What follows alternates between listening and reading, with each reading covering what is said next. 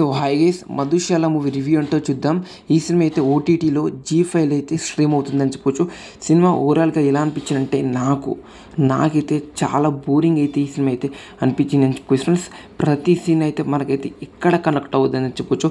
మొత్తం bore feeling అయితే వచ్చి ఇస్తుంది. ఆ లెవెల్లో అయితే సినిమా అయితే ఉందని చెప్పొచ్చు ఫ్రెండ్స్. ఆ స్క్రీన్ ప్లేని ఎంగేజ్గా అయితే లేదని చెప్పొచ్చు ఫ్రెండ్స్. ఇంకా స్టోరీ గురించి మాట్లాడుకోవాల్సిన అవసరమే లేదు. ఈ సినిమాని మనం చూడాలంటే స్కిప్ చేసి చూస్తాం. ఆ సీన్స్ కూడా కొన్ని బాగాలేవని చెప్పొచ్చు ఫ్రెండ్స్.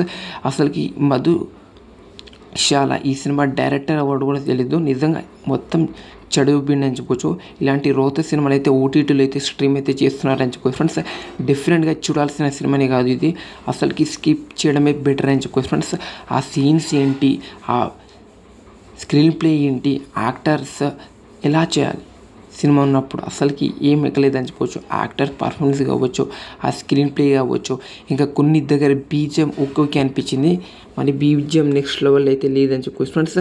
ఇంకా మన క్యారెక్టర్స్ పర్ఫార్మెన్స్ ఎలా ఉందంటే ఓకే అనిపించింది. వాళ్ళకి ఇచ్చిన రోల్ అయితే వాళ్ళైతే న్యాయం చేసినట్టే అనిపించింది. బట్ సినిమా అయితే మనకైతే కనెక్ట్ కావదు.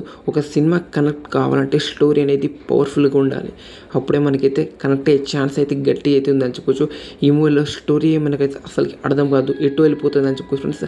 ఆ లెవెల్లో అయితే ఈ మూవీలో అయితే ఆ స్టోరీ అయితే ఉందని చెప్పొచ్చు ఫ్రెండ్స్. నాకైతే కనెక్ట్ కాలేదు.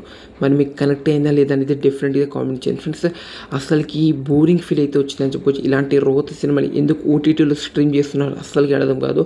మనమైతే ఈ సినిమాని స్కిప్ చేయడం బెటర్ ఫ్రెండ్స్. అసలుకి ఏం బాగాలేదు.